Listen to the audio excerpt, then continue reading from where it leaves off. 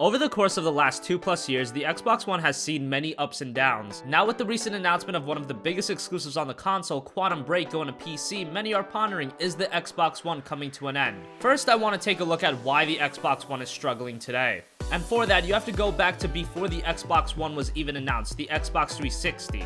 While at first the Xbox 360 was home to some of the best games with marquee games such as Halo and Gears of War and even more niche games in Lost Odyssey, towards the end of the 360's life cycle, you could tell Microsoft had a different vision for what the console was. With the release of Kinect and numerous shovelware games, a lessening of the great exclusives, you could tell the Xbox 360 and more importantly Microsoft had a changed mindset on what made a successful gaming console. This continued on with the announcement of the Xbox One. The console was to be sold only in a bundle that included Kinect for $500, and who could forget the always online DRM that prevented used games. Originally, it seemed that the Xbox One was going to be used more for television than for gaming. With Sony announcing their console would be $400, would support used games, Microsoft's console instantly became second tier. Everyone was looking at buying a PlayStation 4 and pre-order numbers showed that. So much so that it caused Microsoft to backstep and announce that used games would be in fact playable on the Xbox One. But the damage had already been done. Gamers aren't stupid, and when you try to screw them, well, it's hard to get their forgiveness. But that's exactly what Microsoft tried to do. With the new leader in Phil Spencer, it looked like Microsoft was putting focus back on delivering the best games possible.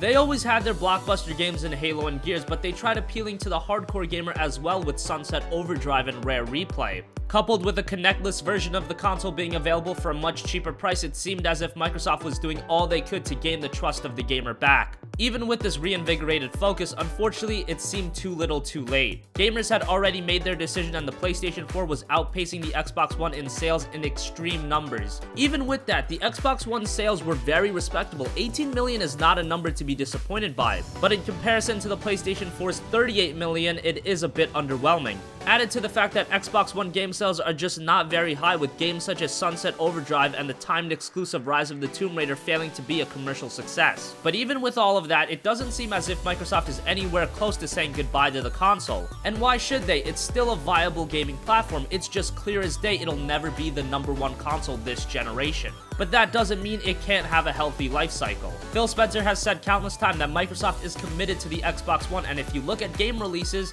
they've put out many great games and have added backwards compatibility. They are still trying with the Xbox One, but they are also trying to set themselves up for a future that a console from Microsoft may not be a part of. Windows 10 gaming, and now that we know one of the Xbox One's biggest exclusives of the year is now coming to PC, well, it does beg the question, how many more of those games are gonna come over to PC? The jury is still out on this. We don't know how Microsoft is gonna do with the PC version of Quantum Break.